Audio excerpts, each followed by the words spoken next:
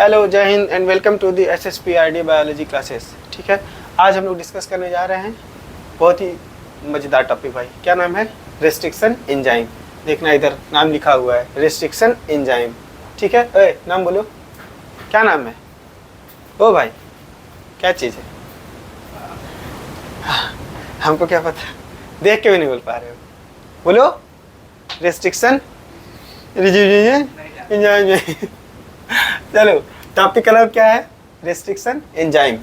ध्यान से देखना भाई, समझना होता क्या है। देखो, रेस्ट्रिक्शन एंजाइम पिछले के टॉपिक में यार बताए थे, है ना? रेस्ट्रिक्शन, और देखो ना यहाँ पे दिख भी रहा होगा, कैंची टाइप कुछ दिख रहा है, ये कैंची टाइप। यानी कि अगर ये कैंची टाइप जो दिख रहा है तो जाहिर सी बात है क्या काम करता है? काटने का काम करता है। कैंची से क्या होता है? काटा जाता है। समझ बेटा, तो काटने का काम कौन करेगा? रेस्ट्रिक्शन एंजाइम करेगा। अब ध्यान से सुनना, इसमें जो सबसे पहला चीज़ हमको देखना होता है, थोड़ा सा तुम लोग को ले चलेंगे इतिहास में। यानी कि हम लोग ये देखेंगे क्या? डिस्कवरी देखेंगे। डिस्कवरी चैनल नहीं मेरे लाल, डिस्कवरी ऑफ रेस्ट्रिक्शन एंडोन्यूक्लियेज। क्या देखेंगे? Discovery of restriction endonuclease. Discovery का मतलब ये मत समझ लेना भाई, जो चैनल आता है डिस्कवरी वो वाला नहीं, है ना? यहाँ पे डिस्कवरी यानी कि खोज देखेंगे कि एक्चुअल में रेस्ट्रिक्शन एंजाइम हमें मिला कैसे था। ठीक है, इसको समझने के लिए मेरे भाई थोड़ा सा हिस्ट्री में अपन लोग जाते हैं। बहुत सारे साइंटिस्ट मिलकर इसको काम किए थे, बहुत सारे नहीं, 3 साइंटिस्ट। ठीक है, तो सबसे पहले जो इसमें साइंटिस्ट का नाम आता है वो नाम है वार्नर अर्बर। क्या नाम है साइंटिस्ट का नाम बताओ? Warner harbour. ये 1960s में, अगर एग्जैक्ट डेट बात करें तो 1963 में, है ना? 1963 में 1963 में इन्होंने क्या किया? एक सिस्टम दिया जिसका नाम इन्होंने रखा रेस्ट्रिक्शन मॉडिफिकेशन सिस्टम। क्या नाम था? Restriction modification system. Restriction modification system in bacteria. ये क्या होता है भाई? Restriction modification system in bacteria. Restriction modification system in bacteria का मतलब ये है कि इन्होंने बैक्टीरिया के अंदर इन्होंने डिफेंस मैकेनिज्म को एनालाइज किया। डिफेंस मैकेनिज्म का मतलब क्या है? कि बैक्टीरिया अपने आप को बचाता कैसे है, उसको इन्होंने देखा। यानी कि रेस्ट्रिक्शन मॉडिफिकेशन सिस्टम इन्होंने देखा किसके अंदर? बैक्टीरिया के अंदर। कौन सा बैक्टीरिया था भाई? E coli. E coli bacteria के अंदर इन्होंने देखा, रेस्ट्रिक्शन मॉडिफिकेशन सिस्टम उसका नाम दिया। ध्यान से समझना हुआ क्या था यार, ये रेस्ट्रिक्शन मॉडिफिकेशन सिस्टम क्या होता है, इस पे ध्यान देना। अब सोचो यार, आदमी कितना खाली होगा अपने ज़िंदगी में, है ना? ये है साइंटिस्ट, नाम है वार्नर अर्बर। इनको देखने के लिए ज़िंदगी में कुछ नहीं था, तो ये पता है क्या देख रहे थे? बैठ के ई कोलाई बैक्टीरिया देख रहे थे। क्या? E coli bacteria. अब ध्यान से समझना, ई कोलाई बैक्टीरिया आदमी देख रहा है, और उसमें भी ई कोलाई बैक्टीरिया के अंदर ये ऑब्जर्व कर रहे थे कि ये जो ई कोलाई बैक्टीरिया है ये अपने आप को किन किन चीज़ों से प्रोटेक्ट करे। मतलब प्रोटेक्ट कैसे कर रहा है? अगेंस्ट किसके? Against bacteriophage. यानी कि इस रेस्ट्रिक्शन मॉडिफिकेशन सिस्टम में हमको ये जानना है कि जो ई कोलाई बैक्टीरिया होता है ये अपने आप को बैक्टीरियोफेज से बचाता कैसे है। इस सिस्टम को ऑब्जर्व कौन कर रहे थे? Werner Arber. कौन? Werner Arber. ध्यान से समझना होता क्या? जैसे मान लो ना कि ये ई कोलाई बैक्टीरिया है ना? ये क्या है? एक E coli bacteria. This is a E coli bacteria. अब यहाँ पे होता क्या है? मान लो ये बैक्टीरियोफेज है, ये क्या है? बैक्टीरियोफेज। ये बैक्टीरियोफेज क्या करता है? ये बैक्टीरियोफेज इसको इन्फेक्ट करेगा, अपना जेनेटिक मटेरियल इसके अंदर डालेगा और इस बैक्टीरिया को मार देगा। ध्यान से समझना, ये बैक्टीरियोफेज है, ये क्या है? बैक्टीरियोफेज। बैक्टीरियोफेज क्या होता है मेरे लाल, किसी को पता है? ध्यान से सुनना, बैक्टीरियोफेज क्या होता है? बैक्टीरियोफेज वो वायरस होता है जो बैक्टीरिया को मारता है। यानी कि बैक्टीरिया को भी किसी से खतरा होता है। समझ रहे हो तुम लोग? जो दुनिया को तबाह करेगा उसको भी तबाह करने वाला कोई है। कौन? बैक्टीरियोफेज। यानी कि ये जो बैक्टीरियोफेज होते हैं ये एक तरह का वायरस होता है जो किसको खत्म करता है? बैक्टीरिया को खत्म करता है। अगर आप लोग को हम जानकारी के लिए बता देते हैं कि ऐसा, अब तो यार बहुत खैर गंदगी हो चुका है, लेकिन गंगा नदी जो है ना, गंगा नदी का जो पानी होता है उसमें बैक्टीरिया का ग्रोथ नहीं होता था। अभी भी ज़्यादातर नहीं होता है, लेकिन अब तो गंदगी खैर देखने को मिल जाता है। लेकिन मोस्टली क्या होता है कि वहाँ पे बैक्टीरिया से ग्रोथ नहीं होता है। ऐसा क्यों? तो क्या कोई जादू है, भगवान है? अरे मतलब ठीक है, गॉड वो अलग बात है, लेकिन क्या वहाँ पे याद रखना, जो गंगा रिवर होता है ना, उसमें क्या होता है कि एक विडिलियो विब्रियो नाम का बैक्टीरियोफेज होता है। क्या? विडिलियो विब्रियो नाम का। और ये विडिलियो विब्रियो नाम का बैक्टीरियोफेज क्या करता है, और भी बहुत सारे होते हैं, लेकिन स्पेसिफिक हम बता रहे हैं कि विडिलियो विब्रियो नाम के बैक्टीरियोफेज होते हैं जो वहां पे रिस्ट्रिक्ट करते हैं क्या, ग्रोथ सिस्टम ऑफ बैक्टीरिया, यानी कि इन बैक्टीरिया को ग्रो नहीं करने देते हैं। तो यहाँ पे अगर आप लोग एक लाइन समझना ऐसे, in 1963 there was two enzymes, क्या? Two enzymes that restricted the growth of bacteriophage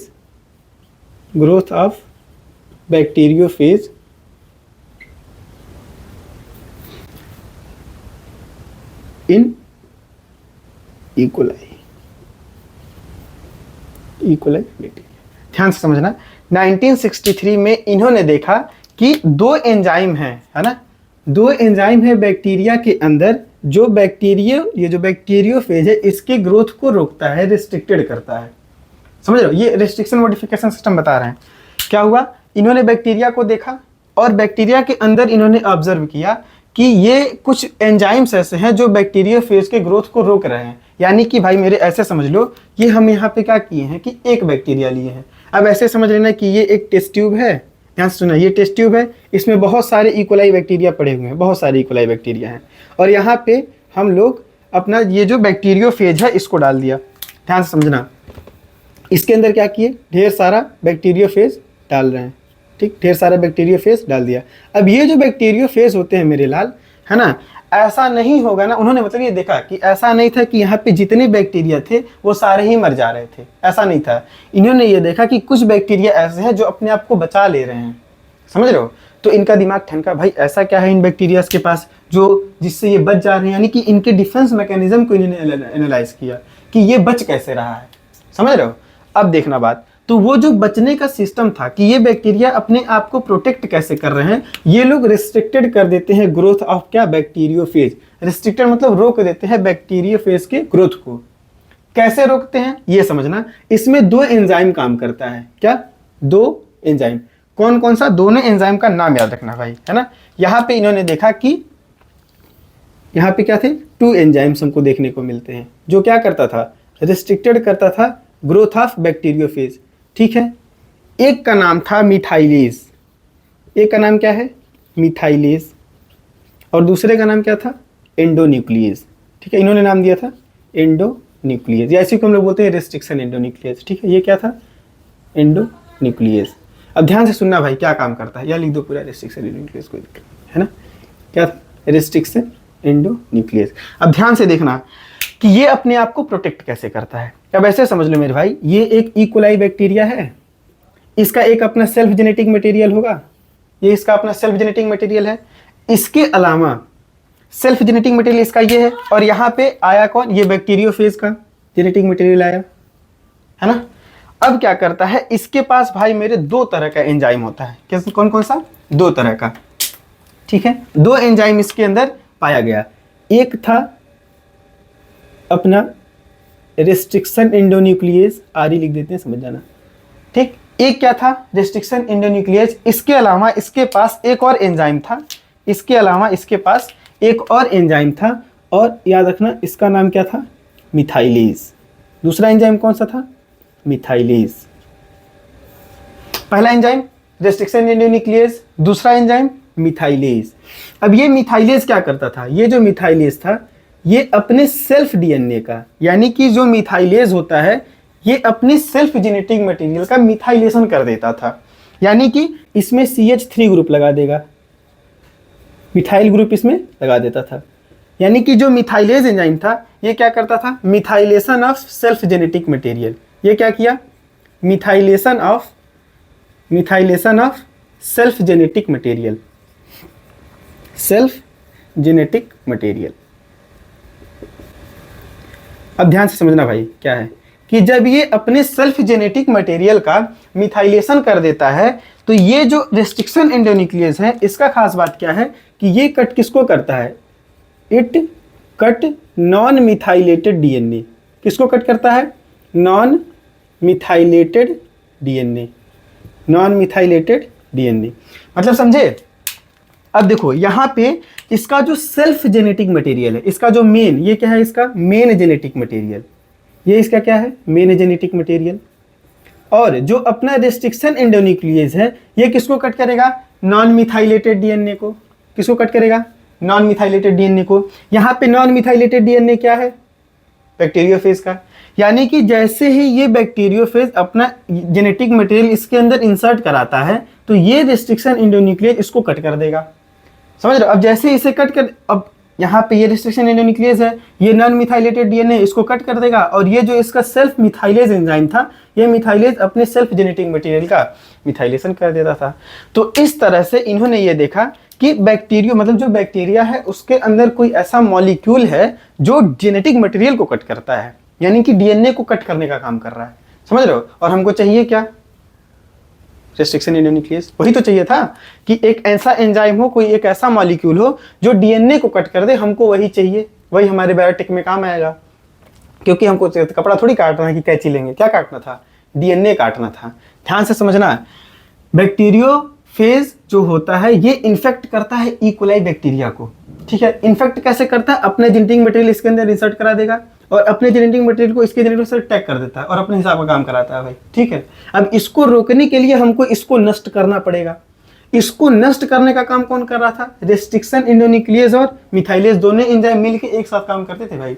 methylase क्या करेगा, अपने सेल्फ जेनेटिक मटेरियल का मिथाइलेशन कर देगा और जो यहाँ पे रेस्ट्रिक्शन एंडोन्यूक्लियस है ये इसको कट करने का काम कर देगा। समझ रहे हो। तो दोनों एंजाइम मिलके क्या करते थे, ग्रोथ को रोक देते थे। किसके ग्रोथ को रोक देते थे मेरे भाई, बैक्टीरियोफेज के ग्रोथ को रोक देते थे।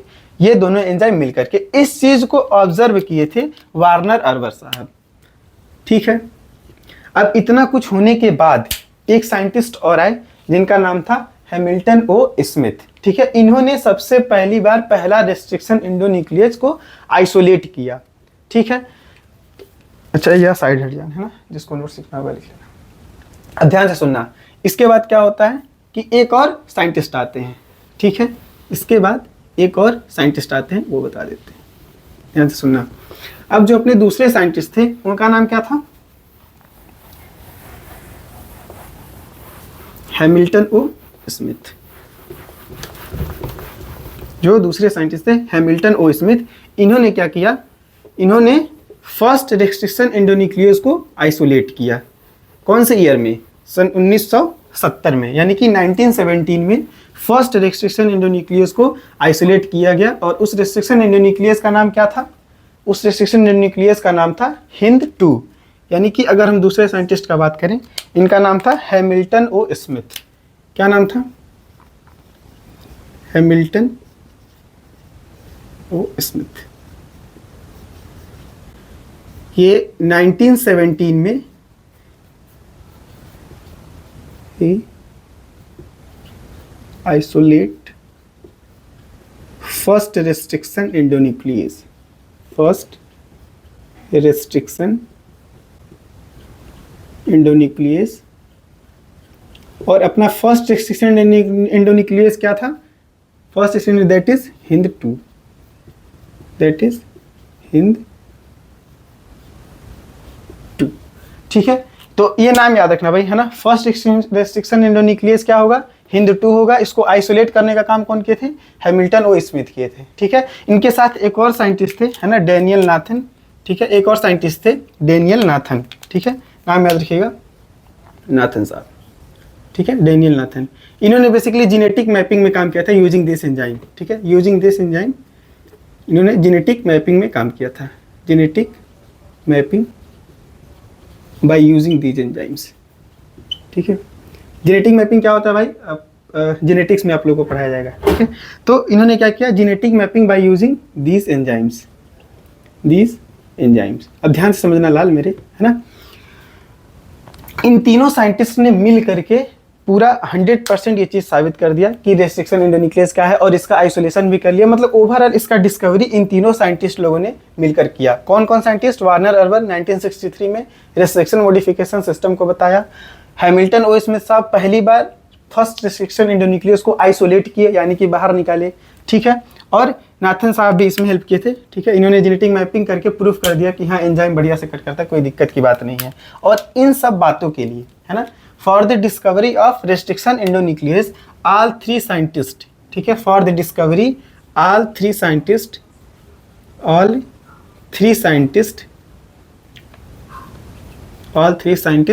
कौन कौन, नाम याद रखना, अर्बर साहब, है ना, harbour, Smith and Nathan, all three scientists were awarded by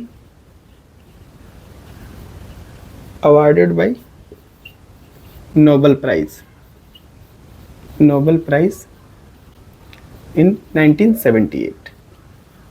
और इन सारे अच्छे अच्छे कामों के लिए इन तीनों साइंटिस्ट लोगों को 1978 में नोबेल प्राइज से सम्मानित किया गया। समझ रहे हो? ये पूरा भाई डिस्कवरी था किसका? रेस्ट्रिक्शन एंडोन्यूक्लियस का। ध्यान से समझना, पूरा रेस्ट्रिक्शन एंडोन्यूक्लियस खत्म करेंगे, ठीक है। अब क्या हुआ? डिस्कवरी देख लिया कि हमें रेस्ट्रिक्शन एंडोन्यूक्लियस मिला कैसे, समझ रहे हो?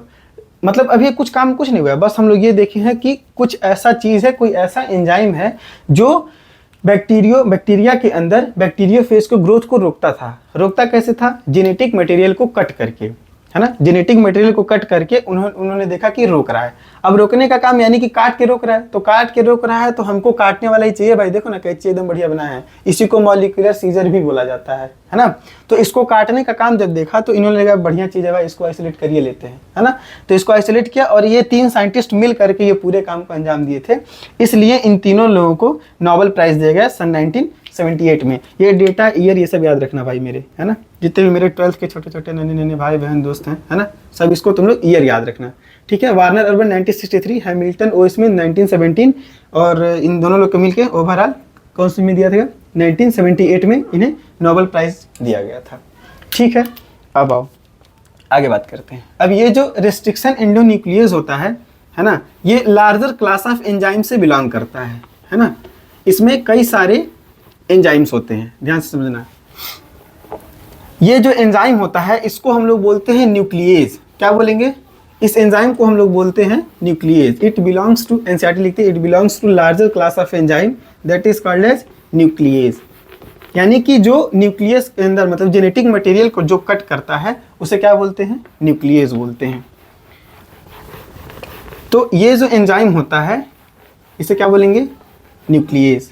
ध्यान से देखना, न्यूक्लियस बोलेंगे। अब ये जो न्यूक्लियस होता है ना, ये दो टाइप का होता है, एक होगा एक्सोन्यूक्लियस और एक होगा एंडोन्यूक्लियस, है ना। न्यूक्लियस कई तरह का होता है, इसमें हम लोग दो देखेंगे, एक एंडोन्यूक्लियस, एक एक्सोन्यूक्लियस। ये होता है कि ऑन द बेसिस कि वो कट कैसे कर रहा है, वो कैसा कट कर रहा है या कैसे कट कर रहा है ना। एक्सोन्यूक्लियस है तो ध्यान समझना, एक्सो मतलब बाहर। अगर वो डीएनए को बाहर से कट करने का काम कर रहा है तो वो क्या होगा? Restriction exonuclease. और अगर वो अंदर से कट करे यानी कि एंडोन्यूक्लियस, अगर अंदर से कट करेगा तो उसे क्या बोलेंगे? एंडोन्यूक्लियस। बात समझ रहे हो क्या बता रहे हैं? वह देखो नाम से याद रखना, एक्सो मतलब बाहर, एक्सोसाइटोसिस बोलते हैं यानी कि बाहर निकलने, तो एक्सो वर्ड वहां से। एंडो का मतलब अंदर, एंड का बात है ना, अंदर का बात आ रहा है। तो जो अंदर से बीच से कट कर दे उसे क्या बोलेंगे? एंडोन्यूक्लियस। और जो बाहर से कट करे उसे क्या बोलेंगे? एक्सोन्यूक्लियस। यानी कि यहाँ पे आप लोग लिखिएगा, restriction enzyme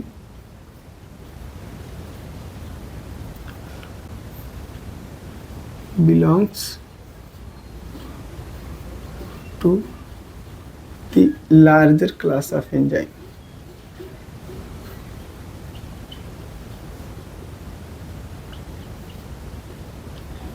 called as nuclease। इसको क्या बोलते हैं? न्यूक्लियस।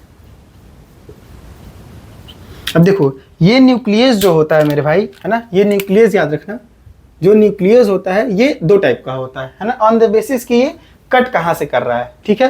कैसा होता है? दो तरह का होता है कि ऑन द बेसिस कि ये कट कैसा करता है, ये दो तरह का होता है। एक को हम लोग बोलते हैं एक्सोन्यूक्लियस, एक को क्या बोलेंगे? एक्सोन्यूक्लियस और दूसरा होता है क्या, एंडोन्यूक्लियस। एक एक्सो है तो दूसरा एंडो ही होगा, है ना, इसमें क्या ही लॉजिक है। एक हो गया क्या, एक्सोन्यूक्लियस। अब देखो यार, एक्सोन्यूक्लियस है तो वर्ड से याद रखना क्या बोल रहा है कि बाहर से कट करने के। एक्सो का मतलब ही होता है आउटसाइड, है ना, ये क्या है, आउटसाइड, यानी कि बाहर से कट करेगा। ये एंडो है तो अंदर से कट करेगा। मान लो ये डीएनए है,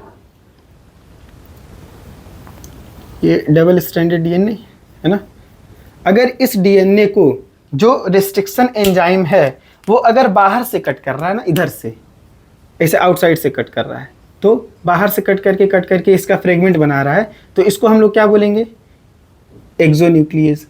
ठीक, और अगर ये डीएनए को अंदर से कट करने का काम करे, मान लो ये अपना डीएनए है और जो हमारा जीन ऑफ इंटरेस्ट है वो कहीं यहाँ लाई करता है, ठीक, तो एंडोन्यूक्लियस क्या करेगा, इसको बीच से ही कट कर देगा भाई, यहाँ से ही कट कर देगा, समझे। यानी कि जो बीच से कट कर सकता है उसको हम लोग क्या बोलेंगे, एंडोन्यूक्लियस। अब ये एंडोन्यूक्लियस भी फर्दर दो टाइप का होता है, ठीक है, कितने टाइप का, दो टाइप का, ध्यान समझना, दो टाइप का है। तो पहला टाइप हो जाएगा टाइप 1 और दूसरा टाइप हो जाएगा टाइप 2। पहला टाइप हो जाएगा टाइप 1 और दूसरा टाइप क्या हो जाएगा, टाइप 2। ठीक, टाइप 1 और टाइप 2 में अंतर क्या होता है मेरे भाई, ध्यान से समझना क्या है। ये जो टाइप 1 होता है ना, टाइप 1, इसमें एक पॉइंट याद रखना कि ये जब काम करता है ना, तो इसको काम करने के लिए एटीपी का जरूरत पड़ता है विथ मैग्नीशियम आयन। पहला काम क्या है, इसको एटीपी चाहिए काम करने के लिए, मैग्नीशियम आयन चाहिए। दूसरा दिक्कत इसका, देखो जिंदगी में ना इसके साथ ज़्यादा दिक्कत है। दूसरा दिक्कत इसका क्या है, ये एनर्जी लेने के बाद भी, एटीपी लेने के बाद भी ये डीएनए को रैंडमली कट करता है। कट दी डीएनए रैंडमली, कट दी डीएनए रैंडमली। अब ध्यान से सुन यार, है ना, कोई आप घर पे कोई आपके काम करने आया है ना, कोई मजदूर को पैसा दिए, मान लो घर और बनवाना है, पैसा वैसा दे दिए, दो ठो मजदूर आपके पास आए, है ना, एक क्या कर रहा है, एक का मान लो चार्ज है 500 रुपये ले रहा है तुमसे, है ना, और फालतू ऐसा काम कर रहा है ना, बोल दिया दीवार जोड़ना है, एक दिन में एक दीवार जोड़ना है, वो दो पाया भी नहीं जोड़ा, मतलब ऐसे दूर रद्दा भी नहीं जोड़ रहा है, ठीक, और पैसा भी 500 ले रहा है। और एक ठो मिस्त्री जो पैसा भी कम ले रहा है, काम भी ज़्यादा कर रहा है, 12 घंटा 13 घंटा काम कर रहा है, और तुम एक दीवार बोले वो 4 दीवार खड़ा कर दिया एक दिन में। तुम बताओ किसको बोलोगे काम कराने के लिए, इस बकलोलिया को कि है जोन बढ़िक्का है इसको, है ना। अगर तुम भी बकलोलवा हो तो इसको बोलोगे, लेकिन तुम अगर होशियार रहोगे तो किसको बोलोगे, टाइप 2 वाले को बोलोगे। अब देखना, कह दे मास्टर ये तो बता दे, ये तो बता ही नहीं, बता दे रहे हैं। इसको देखो पैसा कम चाहिए, यानी कि ये विदाउट एनर्जी विदाउट एटीपी काम करता है। ये सिर्फ इसको मैग्नीशियम आयन दे दो। मैग्नीशियम आयन मतलब ये वो वाला मिस्त्री है जो खाली चाय पानी काम करेगा, चाय पानी दे दो, खाना दे दो, खुश रहेगा, काम करेगा। थोड़ा मोड़ा तारीफ कर दो, अरे मिस्त्री साहब बहुत बढ़िया जोड़ते हैं आप, तो एक नंबर आदमी है, कोई दिक्कत नहीं है। आपके ये सब मिस्त्री हम कभी देखबा नहीं किए हैं, समझ रहे हो, तो ये भी खुश रहेगा, आह सही बात है, हम ही हैं, ऐसे थोड़ा आएगा एकदम हीरो बन के, है ना। तारीफ कर दिया करो तो ये तुम्हारा काम कर देगा। हाई ससुरा को देखो, इनको एटीपी चाहिए, और एटीपी देने के बाद भी बदतमीजी करेंगे, ढंग से काम नहीं करेंगे, रैंडमली कहीं से कट कर दिया, है ना। बोले कि बाबू ये अपना डीएनए है ना, तुमको एटीपी भी दे रहे हैं, अब प्लीज इसको यहाँ से काटना, ये आ रहा है यहाँ से कैसे काट दे रहा है। मौका देंगे इसको, नहीं देंगे, कहेंगे भाग यहाँ से, तुम एकदम लोल हो तो हम भी तुमसे खत्म है, ठीक है, भगा दोगे इसको। अब ये देखो ना बेचारा, इसको एक कप चाय पिला दिए, एटीपी का जरूरत नहीं है, इसको खाली मैग्नीशियम आयन दे दो, और मैग्नीशियम आयन दे के इसको बता दो कि यार यहाँ से कट करना है, तो ये एकदम एग्जैक्ट जहाँ से तुम्हारा इच्छा नियुक्ति होगा वहीं से ही कट करेगा। यानी कि it cut the DNA at specific site, और यही हमको चाहिए, cut the DNA at specific site. कितना बढ़िया चीज़ है ना, स्पेसिफिक साइट पे ये कट करेगा। बात समझ रहे हो, इसको सिर्फ मैग्नीशियम आयन दिए, स्पेसिफिक साइट पे कट कर रहा है जैसा हमको चाहिए। इस ससुरा एटीपी भी ले लिया, फालतू इसे काट भी दिया, तो कौन मौका मिलेगा, इसको मौका मिलेगा। तो जो टाइप 2 वाला होता है ये हमारा यूज होता है किसमें, रिकॉम्बिनेंट डीएनए टेक्नोलॉजी में, यानी कि it is used in recombinant DNA technology.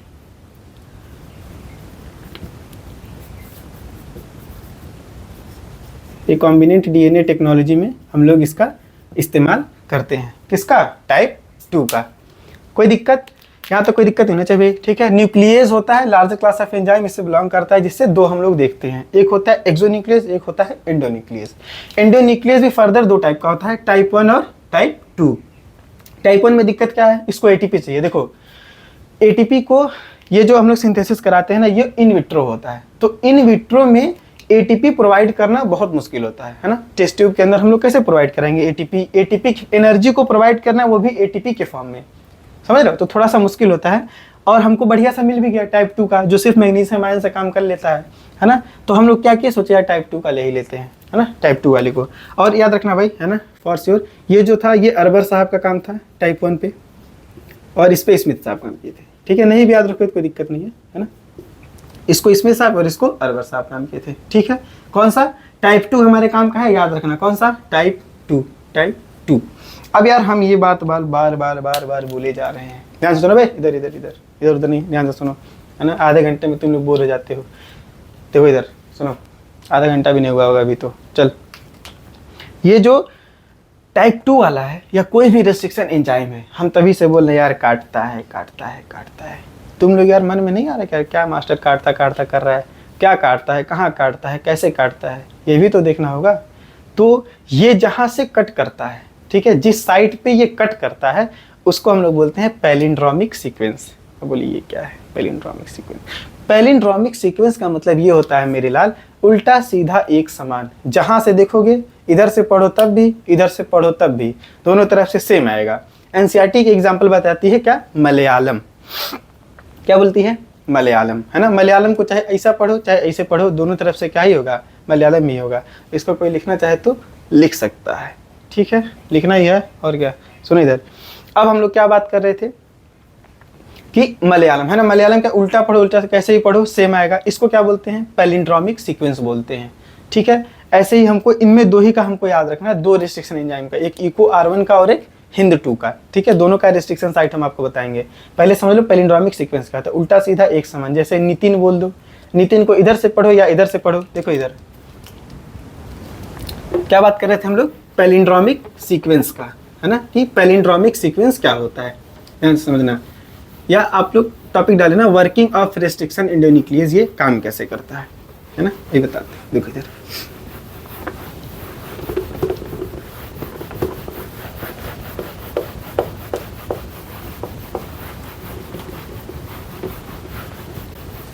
क्या देखना है मेरे लाल? Working of restriction endonuclease, that how the restriction endonuclease is working. Okay, so actually it work by inspecting the length of DNA. Okay, it work by inspecting the length of DNA, यानी कि ये DNA को length को देखता है और वहाँ पे अपने रिस्ट्रिक्शन साइट को ऑब्जर्व करके वहाँ से कट कर देता है। ध्यान से हेडिंग डालना, वर्किंग ऑफ रिस्ट्रिक्शन एंडोन्यूक्लियस, यानी कि ये काम कैसे करता है, ठीक है। वर्किंग ऑफ रेस्ट्रिक्शन एंडोन्यूक्लियस,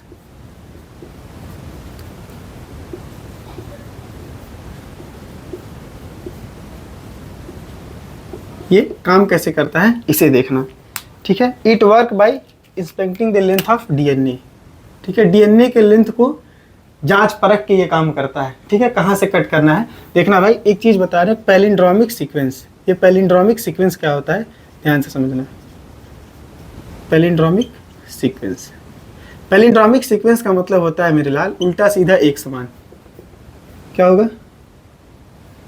उल्टा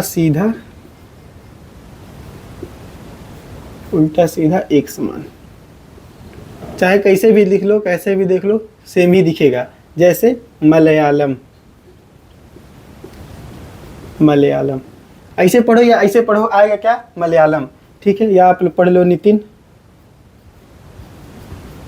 ऐसे पढ़ो चाहे ऐसे पढ़ो, बात हो जाएगा। नयन पढ़ लो, किसी कोई है, कोई नयन होगा तो बताना मेरे भाई, है ना। नयन उल्टा सीधा एक समान पैलिंड्रोमिक सीक्वेंस हो तुम। कोई नितिन होगा तो भी याद रखना उल्टा सीधा एक समान हो, ठीक है। नितिन, नयन, एक और लिख लो भाई, जहाज, हिंदी वाली, वाह। चाहे इसे पढ़ो ऐसे पढ़ो आएगा जहाज ही। इसी को हम लोग क्या बोलते हैं? इसी को बोलते हैं पैलिंड्रोमिक सीक्वेंस, ठीक है। ये 6 से 8 बेस पेयर का होता है। कितना होता है? 6 या 4 से 8 लिख लो, है ना, 4 से 8, 6 to 8 बेस पेयर का होता है, 6 to 8 बेस पेयर का। ठीक है। ये जो पैलिंड्रोमिक सीक्वेंस होता है या रिस्ट्रिक्शन साइट होता है, रिस्ट्रिक्शन सीक्वेंस होता है, इसी को इंस्पेक्ट करता है, इसी को जांच परख के अपना रिस्ट्रिक्शन एंडोन्यूक्लियस वहां से कट करता है। ठीक है, देखो दो है अपने पास, दो पढ़ेंगे हम लोग। ठीक है, एक रिस्ट्रिक्शन एंडोन्यूक्लियस जो इंपॉर्टेंट है ना, वो एक पढ़ना है इको R1, एक इको R1 और दूसरा याद रखना हिंद 2। इको R1 और हिंद 2 दोनों का रिस्ट्रिक्शन साइट याद रखना। इसका जो रिस्ट्रिक्शन साइट होता है या पैलिंड्रोमिक सीक्वेंस जो इसका होता है वो होता है GAATTC, GAATTC, और इसका होता है GTTAAC। ठीक है, अब उल्टा सीधा कर दो इसको, इधर से अगर हम लोग इसका दूसरा बनाए, दूसरा स्टैंड बनाए तो क्या होगा GAATTC, इसका क्या होगा GTTAAC।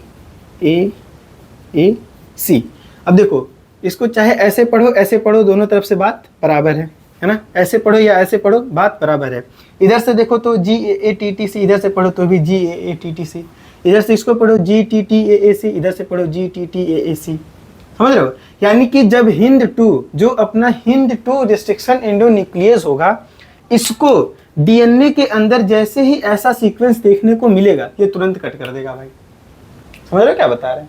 तो ये लेकिन और ये इको R1 इसको जैसे GAATTC मिलेगा ये कट कर देगा। ये भाई PYQ था, याद रखना है ना, आई थिंक 2021 में नीट के।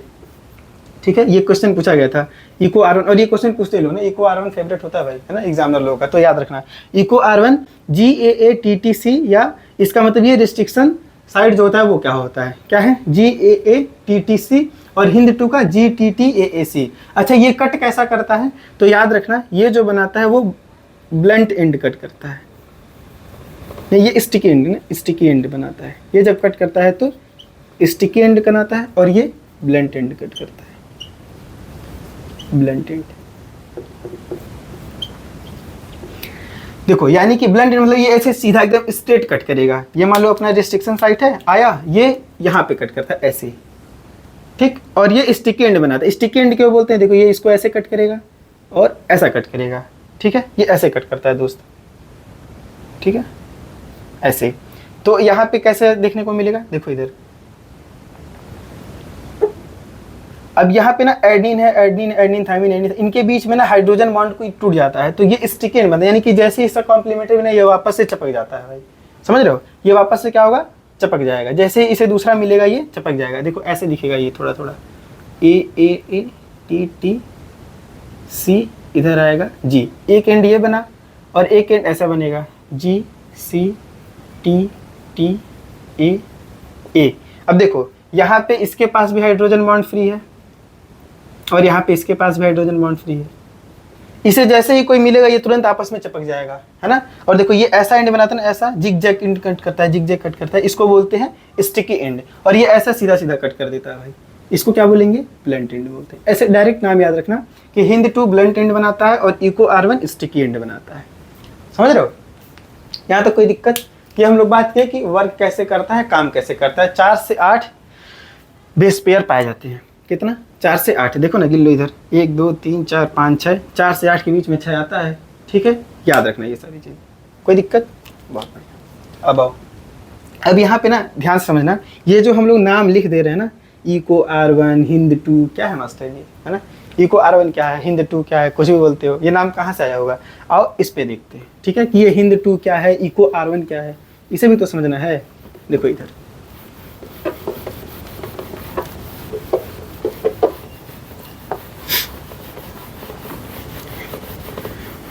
नेक्स्ट टॉपिक डालिएगा, नेमिंग ऑफ रिस्ट्रिक्शन एंडोन्यूक्लियस। क्या है, नेमिंग ऑफ रिस्ट्रिक्शन एंडोन्यूक्लियस, कि इसका नाम हम लोग किसके बेसिस पे रखते हैं।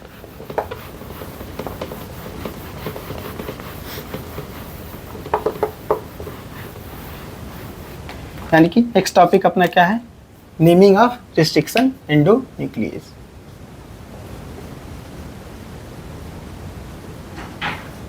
Naming of restriction endonuclease.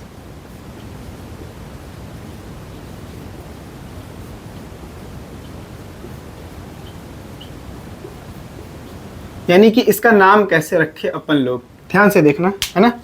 एक अपना है क्या, इको R1।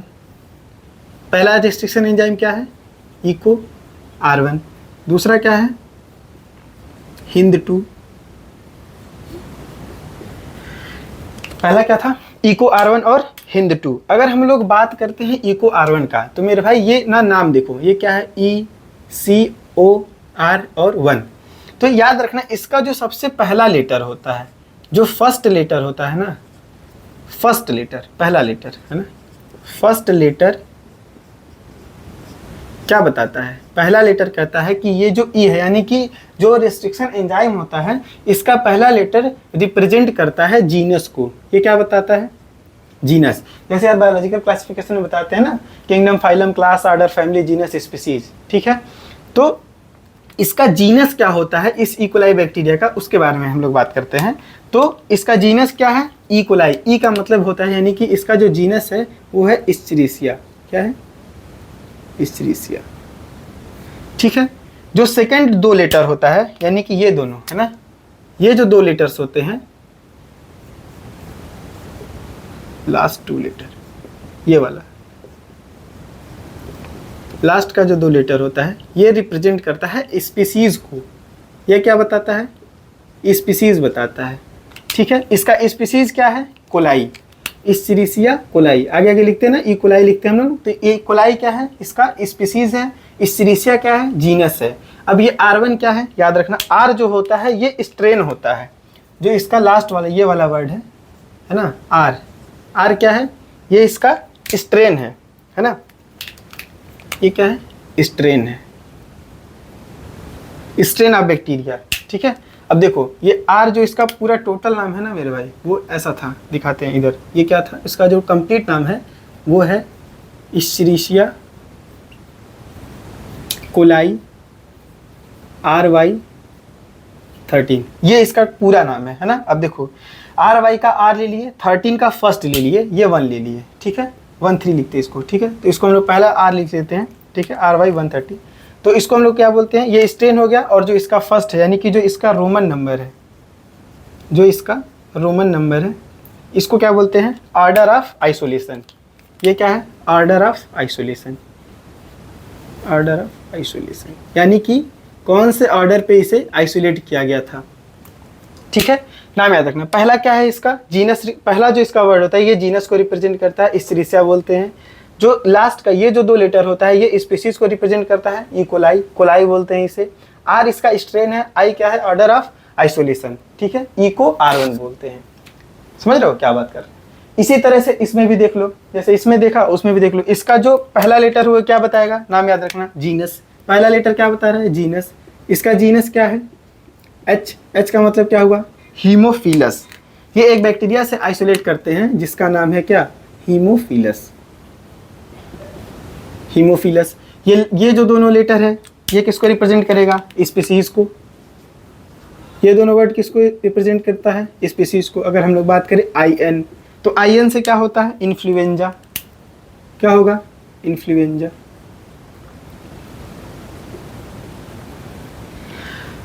D क्या है, देखो इधर ये वाला नंबर, ये क्या है, D इसका क्या है, स्ट्रेन है। D क्या है, स्ट्रेन। ये क्या है, स्ट्रेन।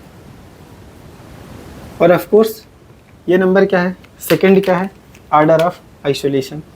क्या है मेरे लाल, ऑर्डर ऑफ आइसोलेशन। तो ये इसका नेमिंग होता है, ठीक है। ऐसे हम लोग नेम रखते हैं किसका, किसी भी रेस्ट्रिक्शन एंजाइम का। समझ रहे हो।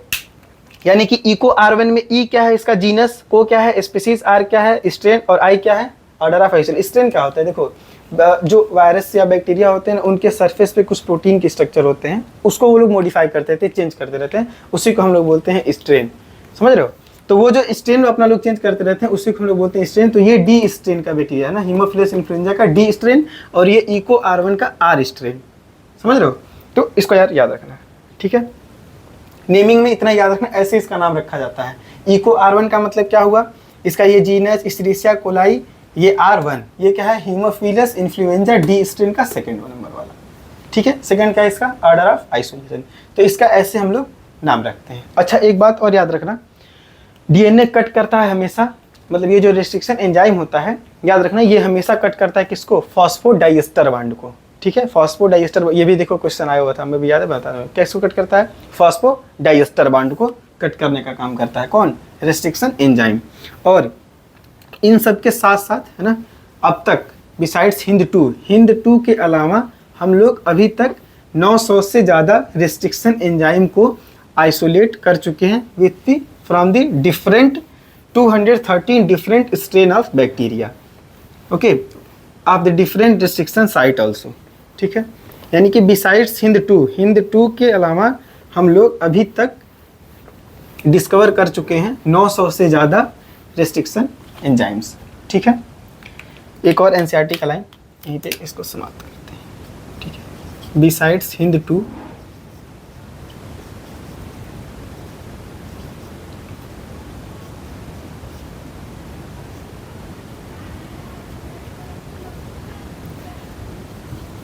till now we discover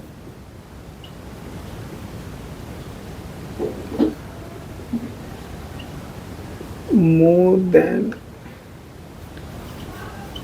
900 restriction endonuclease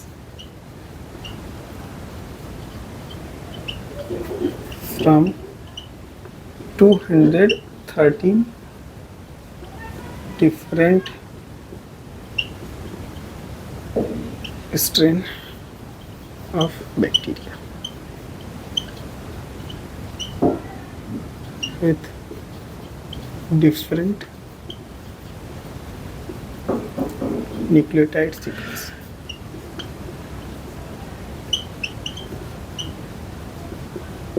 समझे? यानी कि हिंद 2 के अलावा भी अभी तक हम लोग हिंद 2 के अलावा 900 से ज़्यादा डिफरेंट रेस्ट्रिक्शन एंडोन्यूक्लियस को आइसोलेट हम लोग मतलब डिस्कवरी हो चुका है अब, ठीक है। बहुत सारे रेस्ट्रिक्शन एंजाइम है, over 213 strain of different strain of bacteria, यानी कि 200 से 30 ज़्यादा बैक्टीरिया के स्ट्रेन से हम लोग 900 से ज़्यादा रेस्ट्रिक्शन एंडोन्यूक्लियस को हम लोग आइसोलेट कर लिए। So this is total for the restriction enzyme, इससे बाहर कुछ नहीं आएगा भाई, मोर देन इनफ है, ठीक है। इतना बस याद रखना। अब देखो रेस्ट्रिक्शन एंजाइम तो पढ़ लिए, ठीक है, पूरा रेस्ट्रिक्शन एंजाइम कहाँ से डिस्कवर हुआ, कैसे उसको हम लोग खोजे थे, काम कैसे करता है, कट कहाँ पे करता है, हिंद 2 कैसे कट करता है, इको R1 कैसे कट करता है, ठीक है। ये सारी चीज़ें याद रखिएगा, सबके रेस्ट्रिक्शन साइट याद रखिएगा, हिंद 2 का क्या होता है, इको R1 का क्या होता है, समझे, साइंटिस्ट का नाम याद रखिएगा। और ये वाला लाइन याद रखना भाई, है ना, इस पर भी क्वेश्चन आते रहता है, ये लाइन जरूर याद रखिएगा। अब हम लोग ये बात कर रहे हैं कि हम लोग कट कर रहे हैं किसको, DNA को। तो DNA को कट करने के लिए DNA चाहिए तो हाथ में मेरे लाल, हम लोग कट किसको कर रहे हैं, बता दे लाला, DNA कट करना है, जीन कट करना है। तो जीन कट करने के लिए हमको जीन चाहिए भी, तो ऐसे हवा में तो कट करेंगे नहीं, तो जीन को लाना है, जीन को चाहिए हमें, है ना। तो यानी कि अब इसके बाद जो हम लोग पढ़ेंगे वो क्या होगा, आइसोलेशन ऑफ जेनेटिक मटेरियल, कि जीन को हम लोग आइसोलेट कैसे करते हैं। भाई जीन निकालना है बाहर, समझ रहे हो, घर के कोई कबाड़ नहीं है बाहर निकाल रहे हो, जीन को निकालना है, सेल से बाहर निकालना है। तो नेक्स्ट टॉपिक जो हमारा होगा वो क्या होगा, isolation of genetic material. Next topic में हम लोग उसके देखेंगे। तब तक के लिए थैंक यू सो मच, बहुत बहुत धन्यवाद। आप लोग अपना कीमती समय दिए हमको, इसके लिए बहुत बहुत धन्यवाद। पढ़ाई करते रहिए, पेपर आने वाला है आप लोग का ना, टाइम टेबल में तो लगे, बढ़िया से पढ़ाई करिए। धन्यवाद, बहुत बहुत धन्यवाद।